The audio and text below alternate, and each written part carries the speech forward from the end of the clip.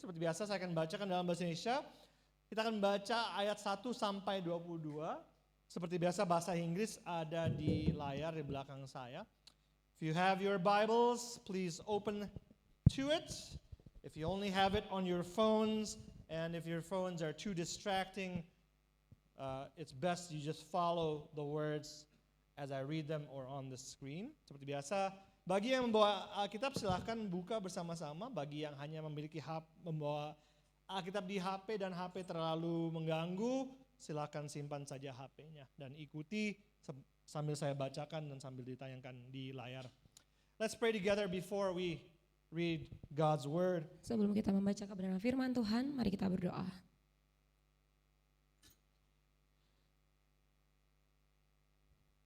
Oh Lord, this morning we come before you again. Tuhan, pagi hari ini kami datang lagi di hadapan-Mu. Lord, you know our hearts. Engkau tahu hati setiap daripada kami. Help us to rouse ourselves, to wake ourselves, to excite ourselves. Tolonglah kami untuk kami boleh bersemangat, boleh kami datang dalam hati diri kami. For you are here with us. Sebab Engkau bersama-sama dengan kami di sini. In your glory. Dalam kemuliaan-Mu. In your holiness. Dalam kekudusan-Mu. Help us to meet you appropriately. Tolonglah agar kami boleh bertemu dengan Engkau, berjumpa dengan Engkau dengan tepat. With the right attitude in our hearts. Dengan sikap yang baik dan tepat di dalam hati kami. And as we read your word this morning, dan selagi kami akan membaca firman Tuhan pada pagi hari ini, speak to us. Berbicaralah kepada kami. Through your Holy Spirit. Melalui Roh Kudus-Mu. In your mighty name we ask these things. Dalam nama-Mu kami berdoa. Amen. Amin. 1 Korintus 11 ayat 1 sampai 22. Ikutilah teladanku sama seperti aku juga mengikuti teladan Kristus. Aku memuji kamu sebab dalam segala sesuatu kamu tetap mengingat aku dan teguh berpegang pada ajaran yang kuteruskan kepadamu. Namun aku mau supaya kamu mengetahui hal ini, yaitu kepala dari tiap-tiap laki-laki ialah Kristus. Kepala dari perempuan ialah laki-laki dan kepala dari Kristus ialah Allah. Tiap-tiap laki-laki yang berdoa atau bernubuat dengan kepala yang bertudung menghina kepalanya. Namun tiap-tiap perempuan yang berdoa atau bernubuat dengan kepala yang tidak bertudung menghina kepalanya, sebab ia sama dengan perempuan yang dicukur rambutnya. Sebab jika perempuan tidak mau menundungi kepalanya, haruslah ia juga menggunting rambutnya. Namun jika bagi perempuan adalah penghinaan bahwa rambutnya digunting atau dicukur, haruslah ia menundungi kepalanya. Sebab laki-laki tidak perlu menundungi kepalanya, ia menyinarkan gambaran dan kemuliaan Allah, namun perempuan menyinarkan kemuliaan laki-laki. Sebab laki-laki tidak berasal dari perempuan, tapi perempuan berasal dari laki-laki. Lagi pula laki-laki tidak diciptakan karena perempuan, tapi perempuan diciptakan karena laki-laki. Sebab itu perempuan harus memakai tanda wibawa di kepalanya oleh karena para malaikat. Sekalipun demikian, dalam Tuhan tidak ada perempuan tanpa laki-laki, dan tidak ada laki-laki tanpa perempuan. Sebab sama seperti perempuan berasal dari laki-laki, demikian pula laki-laki dilahirkan oleh perempuan dan segala sesuatu berasal dari Allah. Pertimbangkanlah sendiri, patutkah perempuan berdoa kepada Allah tanpa menundungi kepalanya? Bukankah alam sendiri menyatakan kepadamu bahwa adalah kehinaan bagi laki-laki jika ia berambut panjang, tetapi bahwa adalah kehormatan bagi perempuan jika ia berambut panjang? Sebab rambut diberikan kepada perempuan untuk menjadi penudung. Namun jika ada orang yang mau membantah, kami maupun jemaat-jemaat Allah tidak mempunyai kebiasaan yang demikian. Dalam petunjuk-petunjuk berikut ini, aku tidak dapat memuji kamu sebab pertemuan-pertemuanmu tidak mendatangkan kebaikan, tetapi mendatangkan keburukan. Sebab pertama-tama aku mendengar bahwa apabila kamu berkumpul sebagai jemaat, ada perpecahan di antara kamu, dan hal itu sedikit banyak aku percaya, sebab di antara kamu harus ada pihak yang berbeda-beda, supaya nyata nanti siapa di antara kamu yang tahan uji. Apabila kamu berkumpul bukan untuk makan perjamuan Tuhan. Sebab pada perjamuan itu, tiap-tiap orang memakan dahulu makanannya sendiri, sehingga yang seorang lapar dan yang lain mabuk. Apakah kamu tidak mempunyai rumah sendiri untuk makan dan minum? Atau apakah kamu hendak menghina jemaat Allah dan mempermalukan orang-orang yang tidak mempunyai apa-apa? Apakah yang kukatakan kepada kamu? Memuji kamu? Dalam hal ini aku tidak memuji. This is the now famous Earth-set photo taken by the crew of Artemis II. Berikut di layar adalah foto bumi terbenam yang diambil oleh para astronot Artemis II.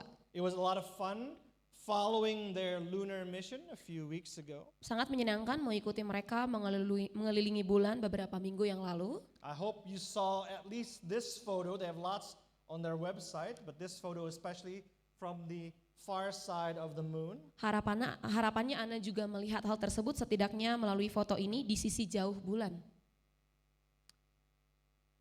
And these are of course two versions of the very famous picture taken a few years ago using the James Webb Space Telescope. Dan berikut adalah dua versi foto yang diambil beberapa tahun lalu menggunakan teleskop luar angkasa James Webb. Of the so-called pillars of creation in the Eagle Nebula. Foto yang disebut sebagai pilar penciptaan di nebula elang. In NASA's description, these are towering tendrils of cosmic dust and gas. Menurut deskripsi dari NASA, sulur-sulur debu dan gas-gas kosmik yang menjulang tinggi. That are so incredibly beautiful to us. Ini begitu indah sekali untuk kita. There is so much beauty in the universe.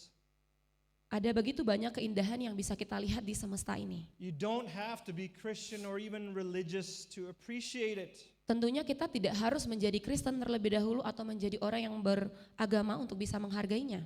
But we Christians know that all this glorious beauty in creation is meant to help us worship. Namun sebagai orang Kristen, keindahan dan kemuliaan dalam ciptaan Tuhan ini bertujuan untuk membantu kita dalam beribadah. To help us obey God's command, to praise Him. Untuk membantu kita menaati perintah Allah dan juga untuk memuji Dia. Psalm 8, when I look at your heavens, the work of your fingers.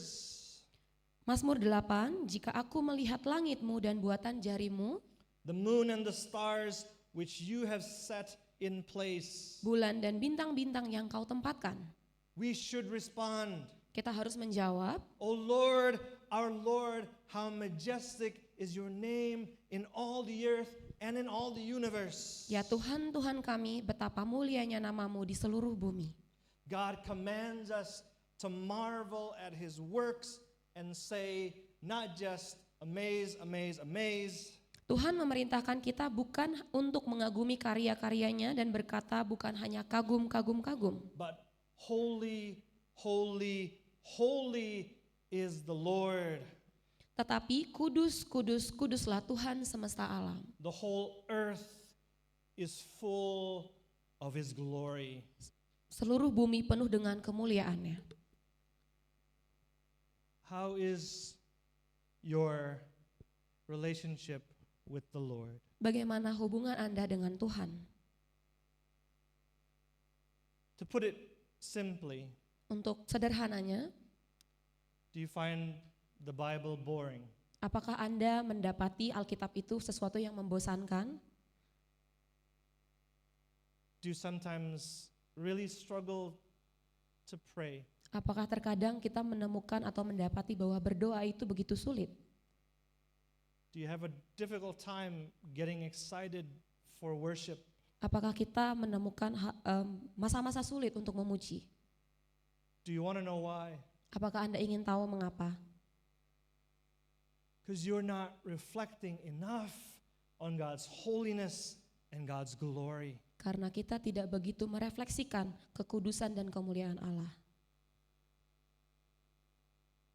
If you look at God's word, Jika kita melihat kembali kepada firman Tuhan, if you seek there who He is, jika kita kembali lagi mencari siapa Dia, not just what He has done for you or what He is doing for you or what He will do for you to bless you, bukan hanya apa yang sudah Dia lakukan, apa yang sedang Dia lakukan, atau apa yang akan Dia lakukan untuk memberkati kita, but His holiness, tapi kekudusannya that we should fear Him, yang harusnya kita takut akan and Dia His glory, dan kemuliaannya, that we should worship Him. bahwa kita harus memuji Dia.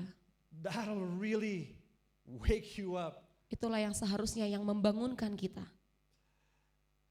Now, why am I talking about the beauty of creation and of God's glory in it? Mengapa saya membicarakan keindahan ciptaan dan kemuliaan Allah di dalamnya? Because this is the big picture we have to keep in mind with regard to 1 Corinthians 11. Karena seharusnya inilah gambaran besar yang harus kita ingat ketika kita membaca 1 Korintus 11. There's a lot of detail in this passage. Ada banyak sekali detail di dalam teks pasal ini. Some of it is not super clear. Sebagiannya tidak begitu jelas. Some of it raises difficult, tricky questions. Beberapa bagian dari itu menimbulkan beberapa pertanyaan yang rumit. And so it's easy to get sort of bogged down in the smaller details. Yang berarti mudah bagi kita untuk terlalu banyak memikirkan detail-detail kecil. But so that's why I'm going to keep this picture up. Itulah kenapa Pak Arif membawakan gambar ini. The beauty of creation, that is the big picture for this passage. Keindahan daripada ciptaan itu, itulah keindahan dalam pasal ini. 1 Corinthians 11 continues 1 Corinthians 10. Korintus 11 ini tentunya melanjutkan dari Korintus 10. In chapter 10, Paul talks about who we worship. Di pasal yang ke-10, Paulus mengatakan siapa yang kita puji. The Lord and only the Lord. Tuhan, ya hanya Tuhan saja. And he talks about why we worship. Dan dia berkata, mengapa, apa tujuan kita menyembah? And really why we do anything in life. Dan sebenarnya apa tujuan dari kita melakukan segala sesuatu dalam kehidupan ini? To glorify him alone. Untuk memuliakan Tuhan saja. In this chapter, Paul is talking about the how of worship. Dalam pasal ini Paulus mengatakan bagaimana kita harusnya memuji. The focus is not on gender roles. Fokusnya bukan pada peran gender. It's much more about bukan perang, peran ya. Oh sorry, Peran. I thought I heard war. So perang. Anyway, it's much more about what we do, the actions that we do in worship. Tapi tentang tindakan apa yang kita lakukan dalam ibadah. And even more importantly, how we worship as in the attitude we should have. Dan yang jauh lebih penting adalah bagaimana kita menyembah, yaitu sikap hati yang seharusnya kita miliki dalam penyembahan. Paul talks about three things that the Corinthian church did in worship. Paulus menyebut 3 hal yang dilakukan oleh jemaat Korintus dalam ibadah umum. Both men and women prayed. Baik laki-laki maupun perempuan berdoa. Both men and women prophesied. Baik laki-laki maupun perempuan bernubuat. So, if you look at 1 Corinthians, Jika kita melihat 1 Korintus, this is not preaching as we do it now. itu bukan berkhotbah atau memberikan Seperti firman Tuhan sekarang. seperti sekarang. Prophesying then was some other way of proclaiming God's word and God's will that was apparently common to them. Bernubuat itu menjadi memberitakan firman dan kehendak Allah yang tampaknya umum bagi mereka. And the third thing was they took the Lord's Supper. Dan yang ketiga yaitu mereka mengambil atau melakukan perjamuan kudus. It was all supposed to be beautiful and glorious, but it was not. Seharusnya semua itu indah dan mulia, tapi sedihnya tidak demikian. Because they were disobeying God's will, including His good designs for creation and salvation. Karena mereka tidak menaati kehendak Tuhan, termasuk rencananya baik untuk penciptaan dan keselamatan. It's helpful just to go back to the last verses of chapter 10. So if you still have your Bibles open, you can look from verses 31 on. Ada baiknya jika kita kembali lagi melihat di pasal yang ke-10 jika Alkitab Anda masih terbuka di pasal yang ke-10. Again, the goal of everything we do is glorifying God. Sekali lagi bahwa tujuan dari segala sesuatu yang kita lakukan adalah untuk memuliakan Tuhan. And that includes recognizing there are different kinds of people in the world. Dan itu termasuk menghargai adanya perbedaan macam orang di dalam dunia ini. There were Jewish people and Greek people who were the non-Christians in Paul's time. Ada orang yang bukan Kristen, Yahudi dan juga orang Yunani pada masa Paulus. And then there were people in the church. Dan ada orang-orang Kristen di gereja. And Paul tells us to live as he lived, Dan Paulus menyuruh kita untuk hidup sama seperti dia hidup. which is to glorify God in all things, including by not offending those different kinds of peoples. Yaitu untuk memuliakan Allah dalam segala hal, termasuk dengan berhati-hati agar kita tidak menyinggung orang-orang yang berbeda dari kita. And by seeking their advantage over our own so that they may be saved. So, dengan mengutamakan kepentingan mereka dibanding kepentingan kita sendiri agar mereka diselamatkan. So this is one governing principle for all of life, Dan ini adalah prinsip utama dari seluruh kehidupan Kristen, especially when it comes to how we as Christians worship the Lord together. secara terkhusus bagaimana kita orang Kristen berkumpul bersama-sama untuk memuji Tuhan. We give up our own interests Kita mengesampingkan keinginan kita, kemauan kita, we look for the interests of others kita mengutamakan dan melihat kepentingan orang lain so that they may be saved supaya mereka boleh diselamatkan and God will be glorified. dan Allah boleh dimuliakan. Now as we move into this chapter, Sekarang kita pindah ke pasal yang ke-11. just as there are different types of people in terms of Jews and Greeks and so on, Mereka seperti adanya berbagai jenis orang berdasarkan keturunan etnis seperti orang Yahudi, Yunani dan seterusnya. there is male and female. Ada laki-laki dan perempuan.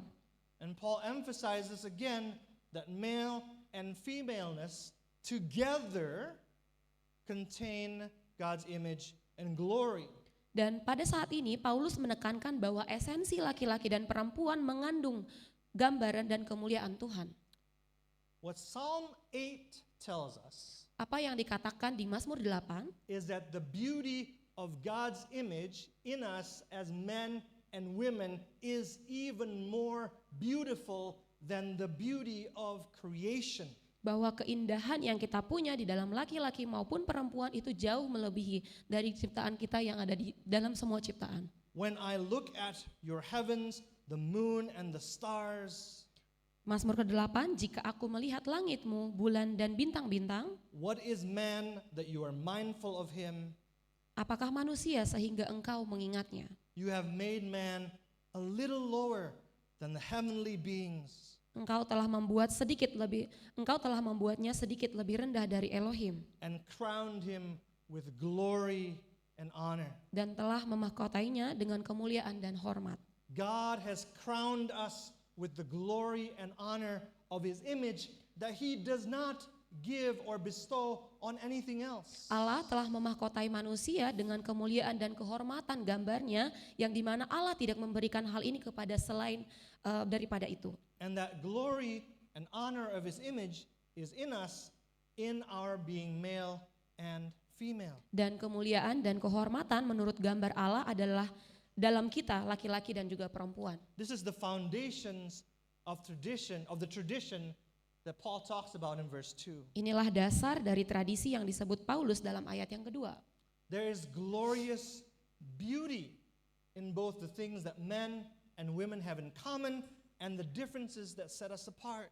Ada keindahan yang mulia baik dalam hal yang dimiliki bersama oleh laki-laki dan perempuan dan perbedaan yang memisahkan kita satu sama lain. We praise God for maleness, we praise God for femaleness as part of his good design for creation. Kita memuji Allah atas esensi laki-laki dan perempuan sebagai bagian dari rancangan yang baik untuk ciptaan. We don't deny that people are different in these ways. Kita tidak menyangkal bahwa manusia berbeda-beda dalam hal-hal ini. We don't try to erase those differences. Kita tidak mencoba untuk menghapus perbedaan-perbedaan yang ada. Here's an illustration. Ada sebuah ilustrasi. This is a photo from a professional rugby match. Ini adalah foto pertandingan dari rugby profesional. The men are competing against each other. Para pria saling bertanding. The woman is their referee. Dan wanita ini adalah wasit mereka. She is not competing against the men. Dia tidak bertanding, perempuan itu tidak bertanding untuk melawan laki-laki.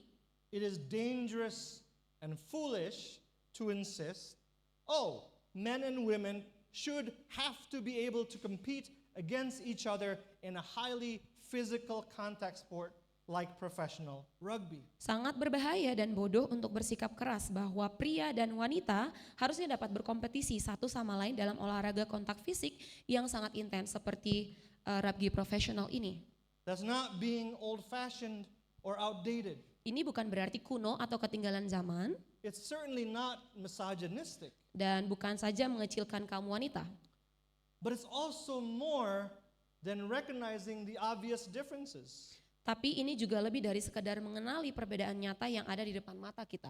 To praise God for femaleness and maleness Untuk memuliakan Tuhan untuk esensi laki-laki dan perempuan. in what we share Dalam hal apa yang kita bagikan and in the things that make us different, dan dalam hal-hal poin-poin yang kita membuat kita berbeda. that is us obeying God. Dengan begitulah kita taat kepada Tuhan. That is us submitting ourselves to God's good ordering of creation. That is beautiful. Inilah bagian daripada kita menundukkan diri kita kepada tatanan ciptaan Tuhan yang baik. That men and women are clearly different. Bahwa jelas sekali pria dan wanita berbeda. That gender distinction is not something that we made up. Bahwa perbedaan gender itu bukanlah sesuatu yang diciptakan oleh manusia. That these things belong to the same fabric of reality as this. Melainkan termasuk dalam tatanan realitas itu sendiri menurut kehendak Tuhan. And in fact is even more beautiful, even though it's hard for us to see that. Dan itu adalah sesuatu hal yang indah sekali sekalipun mungkin begitu sulit untuk kita melihat poin itu. I'm emphasizing this because very sadly, as soon as you hear the head of a wife is her husband, you might cringe or become uneasy. Pak Arif menekankan hal ini karena begitu sedih ketika kita mendengarkan kepala dari perempuan ialah laki-laki atau suaminya yang mungkin Anda justru merasa khawatir atau bahkan curiga. Because what God has made beautiful, we have often twisted and corrupted into something very ugly. Karena apa yang Allah ciptakan dengan sangat baik sering sekali kita cenderung untuk merusak itu menjadi sesuatu hal yang sangat jelek.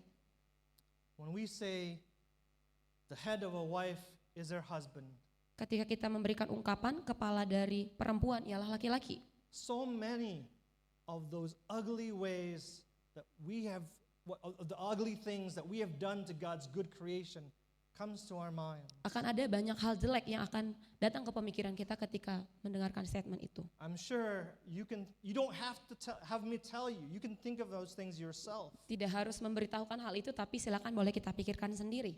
And I'm sure you've experienced some of those things Dan yourself. Dan mungkin beberapa daripada kita justru mengalami hal tersebut. We have to remember that both men and women, that the phrase the head of a wife is her husband doesn't stand alone, but is part of a triptych. Kita harus selalu mengingat bahwa ungkapan kepala dari perempuan ialah laki-laki itu tidak berdiri sendiri, melainkan bagian dari triptik. The head of every man is Christ. Kepala dari setiap laki-laki ialah Kristus. The head of a wife is her husband, Kepala dari perempuan ialah laki-laki atau suaminya, and the head of Christ is God. dan kepala dari Kristus ialah Allah. So whatever this means, Dan apapun arti ini, the relationship between a man and a woman and his wife, especially within a Christian community, must be based on the relationship between God the Father and God the Son, and also on the relationship between Christ and us. hubungan antara seorang pria dan juga istrinya harusnya secara khusus di dalam hubungan kekristenan, harusnya itu didasari pada hubungan antara Allah Bapa dan Anak dan juga Yesus Kristus. Terhadap kita. Of course, it's not an exact one-to-one analogy. Tentunya itu bukan perbandingan 1:1, But all over the world, tapi seluruh dunia and in many ways, dan dalam banyak cara, women are customarily treated as less than men, including in Christian marriages. Cara perempuan diperlakukan lebih rendah daripada laki-laki dan itu sudah menjadi sebuah kebiasaan bahkan sebuah adat termasuk dalam pernikahan Kristen. Do you realize just how evil that is? Apakah Anda menyadari betapa jahatnya hal itu? Does God treat Christ as less than himself in the ways that men often treat women and that sometimes women treat men? Apakah Allah memperlakukan Kristus lebih rendah dari dirinya seperti cara laki-laki sering memperlakukan perempuan dan seperti cara perempuan terkadang memperlakukan laki-laki? How does Christ, as the head of God's people, as our head, how does Christ treat us? Bagaimana Kristus sebagai kepala umat Allah memperlakukan orang-orang yang diselamatkan, yaitu kita? Does Jesus tell you to be quiet? Apakah Yesus memaksa kita untuk diam? Does Jesus ignore you Apakah Yesus mengabaikan kita? the way that we often do to each other? Sebagaimana seringkali kita melakukan hal tersebut kepada orang lain. How do you need this truth this morning? Bagaimana kita memerlukan sebenarnya kebenaran ini pada pagi hari ini? How do you need to repent based on this truth? Bagaimana kita perlu bertobat berdasarkan kebenaran ini?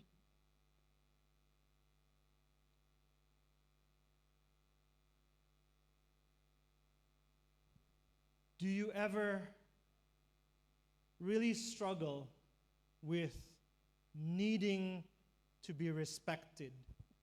Apakah Anda pernah benar-benar menginginkan dan kekeh untuk ingin dihormati? Needing for people to obey you? Kita memerlukan dan menginginkan orang untuk taat kepada kita.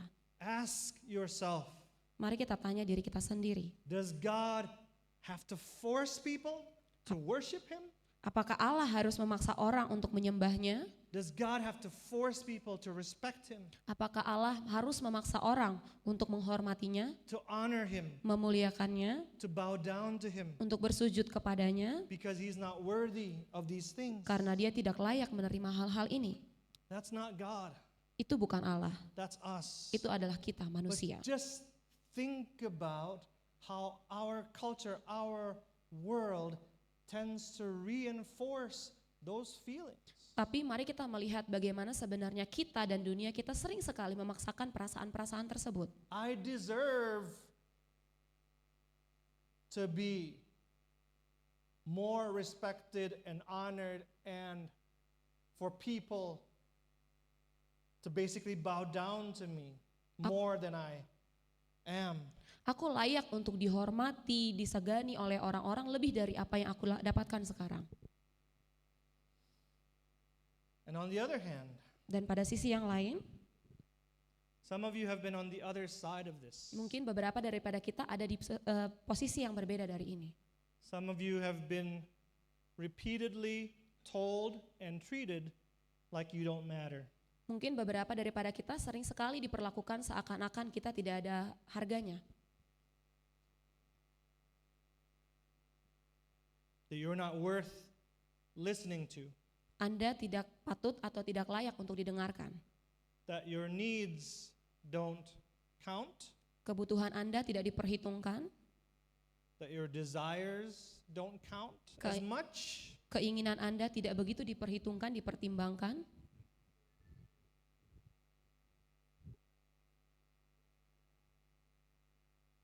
For whatever reason your culture or the world tells you, Apapun alasan budaya dan dunia kita menceritakan itu atau memberitahukan itu kepada kita, again, that's not God. sekali lagi itu bukanlah Allah. That is us and what we have made of something so beautiful. Itulah kita manusia dan sesuatu yang diciptakan dengan begitu indah. So wherever you are, Dimanapun posisi kita, men or women, laki-laki maupun perempuan, what we all need is to reflect much more deeply on how God is head of Christ and how Christ is our head. yang paling kita butuhkan adalah merenungkan secara mendalam bagaimana Allah adalah kepala Kristus dan bagaimana Kristus adalah kepala kita, dan itu membawa kita ke poin ini. when we talk about someone being the head of something, Ketika kita berbicara tentang seseorang yang menjadi kepala dari sesuatu, we usually think of a person who has the ultimate authority and power, kita biasanya memikirkan seseorang yang memiliki otoritas dan kekuasaan tertinggi, the highest leader with the power and authority to make all the decisions and issue decrees or commands that everybody has to follow. pemimpin tertinggi dengan kekuasaan dan otoritas untuk membuat keputusan dan pengeluaran aturan atau perintah yang harus diikuti dan ditaati oleh orang lain. So, let's take a look at the beautiful ways that God does those things as the head of Christ and that Christ does as our head. Mari kita melihat keindahan bagaimana Allah melakukan hal-hal tersebut sebagai kepala Kristus dan bagaimana Kristus melakukannya sebagai kepala kita. So if you're a Christian, Jika kita adalah orang Kristen, you know and believe God the Father and Jesus are equally God. kita yakin dan percaya bahwa jika Allah Bapa dan Yesus sama-sama Allah, All attributes of God belong equally to all three persons of the Trinity. semua atribut Allah sama-sama dimiliki oleh ketiga pribadi tunggal. So what does that mean? Apa arti itu? That means they all have the same power, Itu berarti mereka memiliki satu kuasa yang sama, the same authority. otoritas yang sama. So then how is God the head of Christ? Lalu bagaimana Allah menjadi kepala Kristus? Well, what does Paul talk about in the second half of Apa- this chapter? Apa yang dikatakan oleh Paulus di bagian kedua pasal ini? The Lord's Supper. Perjamuan kudus. What did Jesus do for us as our head? Apa yang Yesus lakukan bagi kita sebagai kepala kita? This is my body, which is for you. Inilah tubuhku yang diserahkan bagi kamu. What did Jesus do as our head? Apa yang Yesus lakukan sebagai kepala kita? This cup is the new covenant in my blood. Cawan ini adalah perjanjian baru yang dimeteraikan dengan darahku. Christ, Kristus as our head, sebagai kepala kita gladly gave up his equality with God. dengan sukarela melepaskan kesetaraannya dengan Allah. Christ, as our head, humbled himself. Kristus, yaitu kepala kita, merendahkan dirinya. Christ, as our head, subordinated himself, made himself lower to the Father. Kristus sebagai kepala kita menjadikan dirinya tunduk kepada Bapa dengan menjadi manusia. But of course, Jesus' sacrifice was also the Father's sacrifice. Tapi tentu saja pengorbanan Yesus itu juga merupakan pengorbanan Bapa, Though obviously in different ways. meskipun jelas dengan cara yang berbeda. Jesus came to earth because God sent his Son. Yesus datang turun ke bumi karena Allah mengutus putranya. Jesus gave up his life. The Father gave up his Son. Yesus menyerahkan nyawanya, Bapa menyerahkan putranya. So when we talk about God being the head of Christ and about Christ being our head, Jadi ketika kita berbicara tentang Allah menjadi kepala dari Kristus dan Kristus sebagai kepala kita, his power and his authority are ultimately seen in their self-sacrifice. kekuatannya dan otoritas tertingginya itu adalah pengorbanan diri. And for what purpose? Dan tujuannya apa? So that sinners like us can be saved. Agar orang berdosa seperti kita dapat diselamatkan. So what's the problem? Apa yang jadi masalahnya bagi kita? What was the problem with the Corinthians? Apa yang menjadi masalah dengan orang Korintus? Well, that's what I described as fancy dress and endless shrimp. Itulah yang dideskripsikan sebagai pakaian mewah dan udang yang tak ada habisnya. What do I mean by that? Apa yang dimaksud daripada hal ini? Think of fancy dress. Mari kita pikirkan tentang pakaian yang bagus. Fancy dress is often exactly what we should wear. Pakaian yang bagus seharusnya itulah yang perlu kita kenakan. When you go to a wedding Ketika kita pergi ke pesta pernikahan, or a graduation or a funeral and so on, wisuda, pemakaman dan sebagainya, we respect the dress code Kita menghormati aturan berpakaian yang ada. And generally speaking, we dress more nicely to attend those things. Dan secara umum kita akan berpakaian lebih rapi untuk menghadiri kegiatan itu. That's just a very brief summary of the problem that Paul talks about with the head coverings and the hair for both men and women. Itulah inti dari masalah yang dibicarakan oleh Paulus di sini, tentang menutup kepala dan rambut untuk pria maupun wanita. So they had customs back then that are different from ours. Mereka memiliki adat istiadat yang berbeda dari kita zaman sekarang. In Paul's culture, a shaved head for a woman, it was often what was done to a slave or a prostitute. Dalam budaya Paulus pada konteks saat itu, wanita yang rambutnya dipotong sampai habis seringkali menunjukkan hal yang dilakukan kepada budak atau pelacur. So if you were a woman, but you were not either a slave or a prostitute, and you shaved your head, that is the ultimate way of not caring about God's good creation in terms of your femininity, your respectability. Dan bagi seorang wanita yang bukan dari salah satu, baik itu budak ataupun pelacur, namun mencukur kepala mereka akan menjadi bagian ekstrim untuk tidak peduli dengan tatanan ciptaan Tuhan yang baik dalam feminitas dan juga kehormatan. So obviously, we don't have that same custom, Kita tidak punya budaya hal yang sama, but this is the same underlying issue remains critical for us. tapi ini juga adalah menjadi isu yang sama dengan kita. How we dress Bagaimana kita berpakaian, is so often about drawing attention to ourselves. sering sekali itu tentang menarik perhatian kepada diri kita sendiri.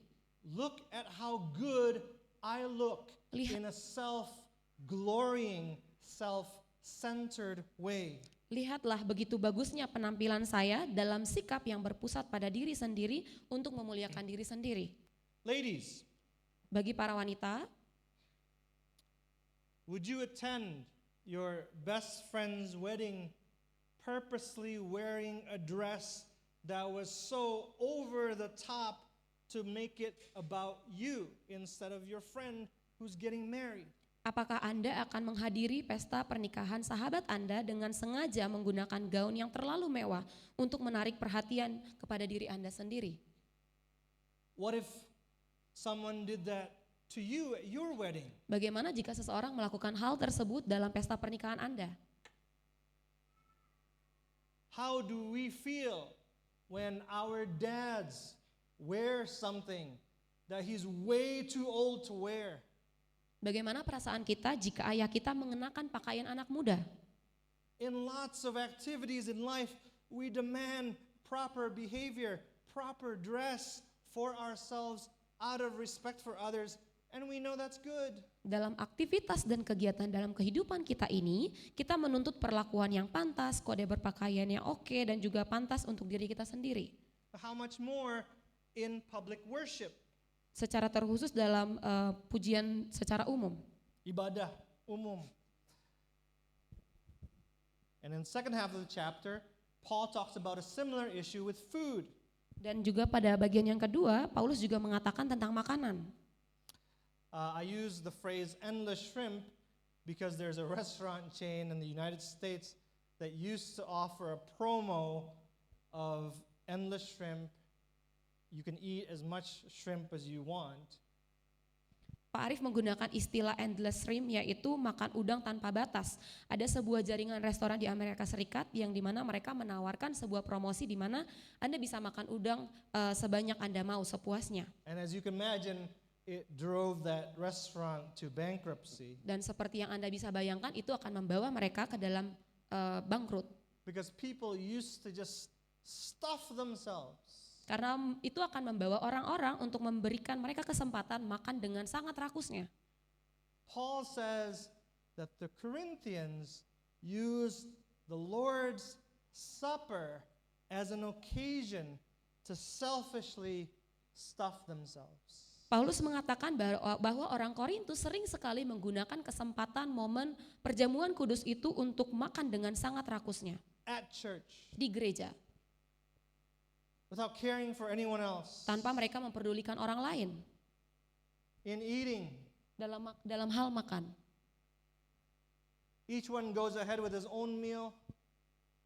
Sebab pada perjamuan itu tiap-tiap orang makan dahulu makanannya sendiri, One goes hungry, another gets drunk. sehingga yang seorang lapar dan yang lain mabuk.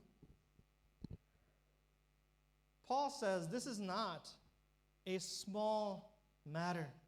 Paulus mengatakan bahwa ini bukanlah masalah yang kecil.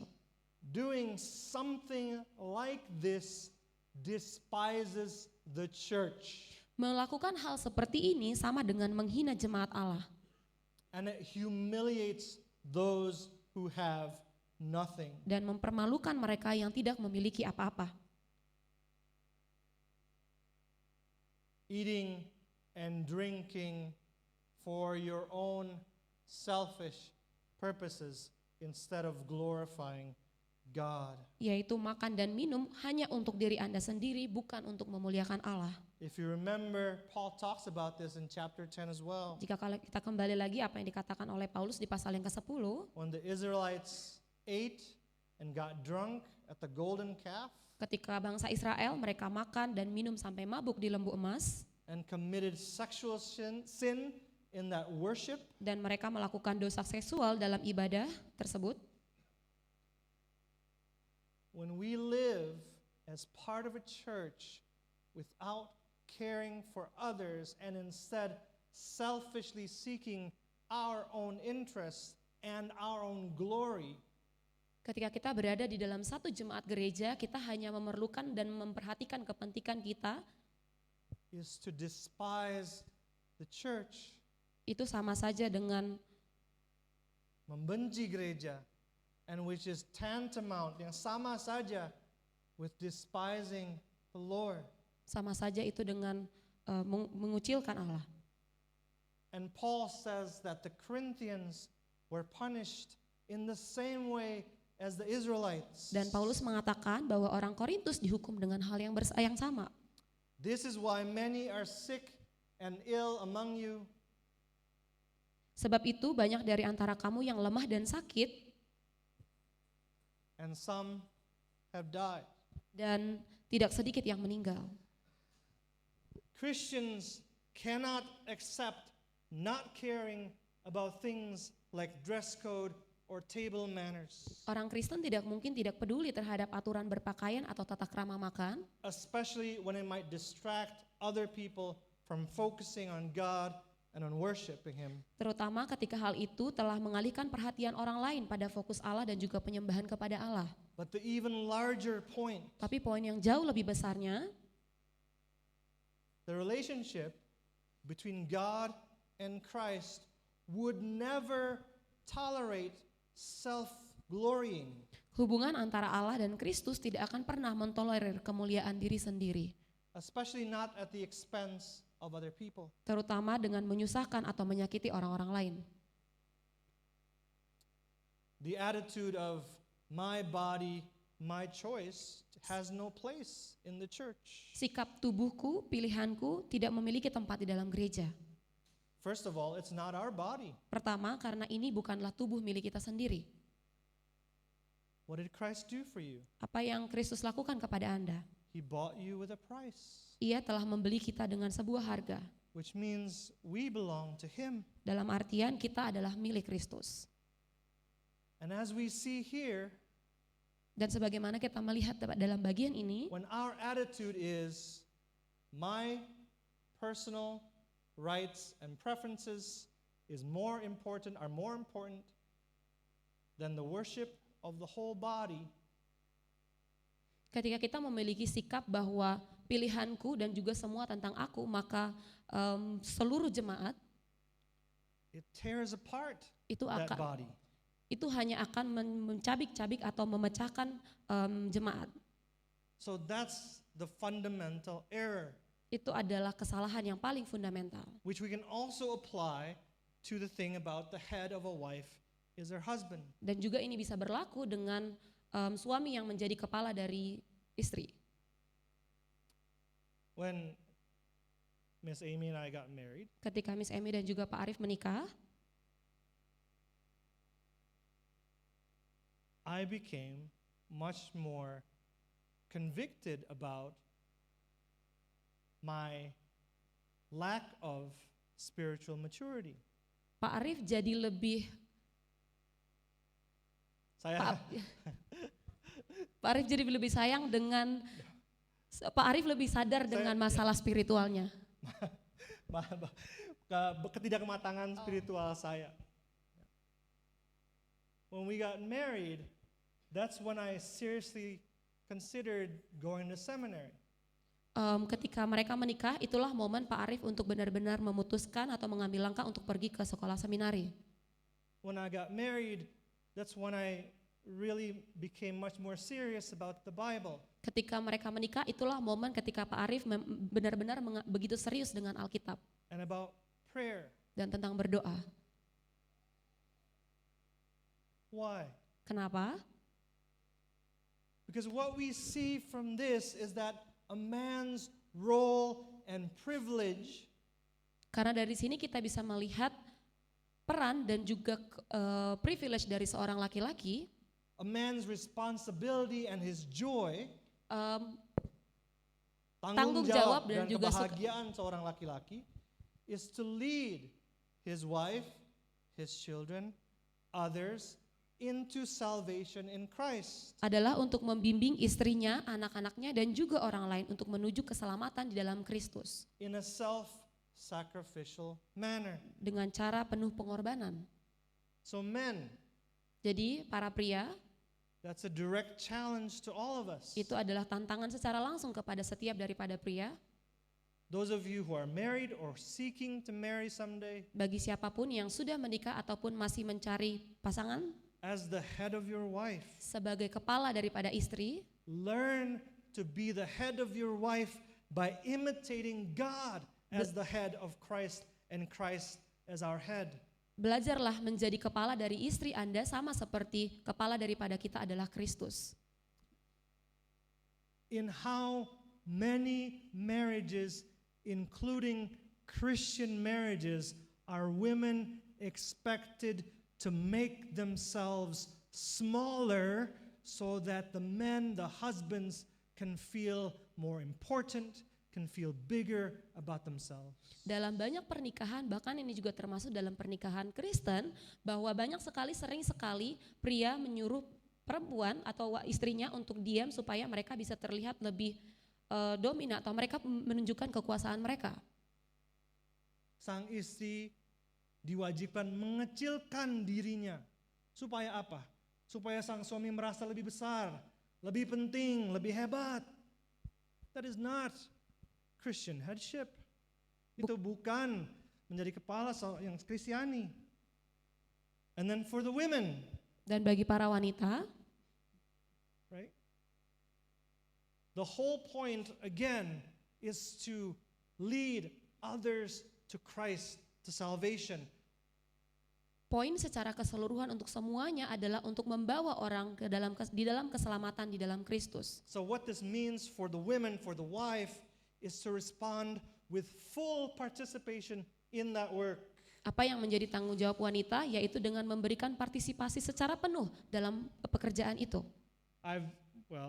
You've probably been to as many Indonesian weddings as I have.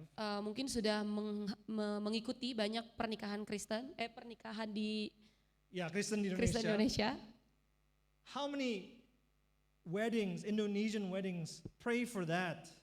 Berapa banyak pernikahan Kristen di Indonesia yang berdoa untuk itu? That the husband would lead the wife in reaching out to others for salvation. Bahwa sang suami akan memimpin keluarga, bahkan istri itu membawa ke dalam keselamatan.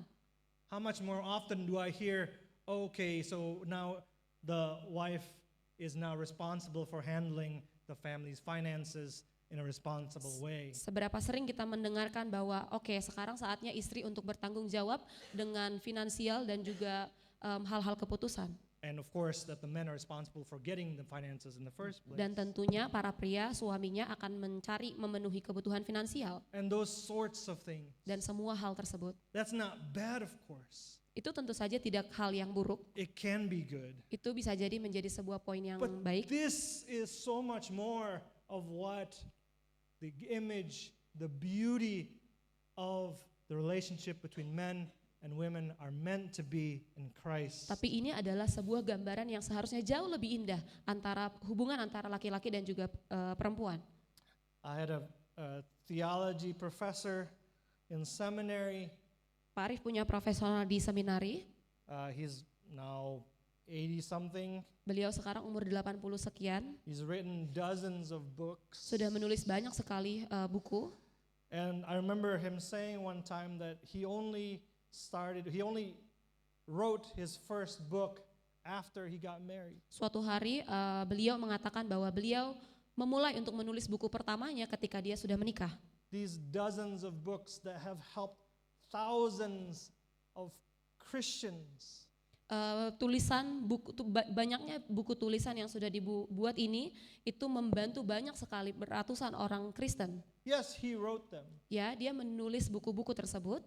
But what he's saying is that he only wrote them because or after he got married. Tapi beliau mengatakan beliau menulis buku-buku tersebut setelah beliau menikah. I could not have gone to seminary without my wife. Mungkin Pak Arif tidak akan pergi ke seminari tanpa menikah dengan Miss Emi. I would not even have imagined planting a church without her. Bahkan mungkin tidak pernah memikirkan untuk membangun sebuah gereja tanpa bantuan Miss Emi. I can't picture doing Bible study without her. Tidak mungkin bisa membayangkan bagaimana membuat Bible study tanpa Miss Emi. And so on. Dan seterusnya. So women, dan para wanita, what does it mean that the head of a wife is her husband? Apa artinya bahwa suaminya adalah kepala dari istri? Learn what that means by imitating Christ. Belajar in voluntarily subordinating himself to the Father. Belajarlah untuk mengetahui apa arti daripada itu semua dengan belajar bagaimana Allah telah menurunkan ataupun mengesampingkan dirinya kepada Bapa. There are lots more practical applications from this chapter that again we can discuss in the KTB. Ada masih banyak lagi praktikal yang bisa kita lakukan, tapi bisa kita akan bahas lebih lagi nanti di KTB. But I'm going to close with one thought that you may not have thought for yourself. Tapi Pak Arif akan menutup dengan satu poin yang mungkin kita belum kepikiran tentang poin ini. Look at verse 18 real quick. Mari kita lihat ayat ke-18. When you come together as a church. Apabila kamu berkumpul sebagai jemaat. All of this assumes people belong to a church. Semua ini mengasumsikan bahwa orang-orang mereka itu adalah bagian dari jemaat. Every single one of you who is Christian, setiap daripada Anda di sini yang adalah orang Kristen, you are meant to belong to a church. Harusnya Anda adalah bagian daripada sebuah gereja. That is where we exercise all of God's good gifts. Dengan begitulah kita bisa mempraktekkan atau melatih semua good gift yang sudah Allah berikan. If you are not yet a member of a church, apabila Anda belum menjadi member dari sebuah gereja, or if you're no longer attending the church of which you are a member, atau ketika Anda sudah tidak lagi mengikuti sebuah gereja yang seharusnya Anda adalah jemaat di sana, it's really time for you to consider your church membership. Ini adalah waktunya Anda untuk mempertimbangkan keanggotaan gereja Anda. Let's pray together. Mari kita berdoa.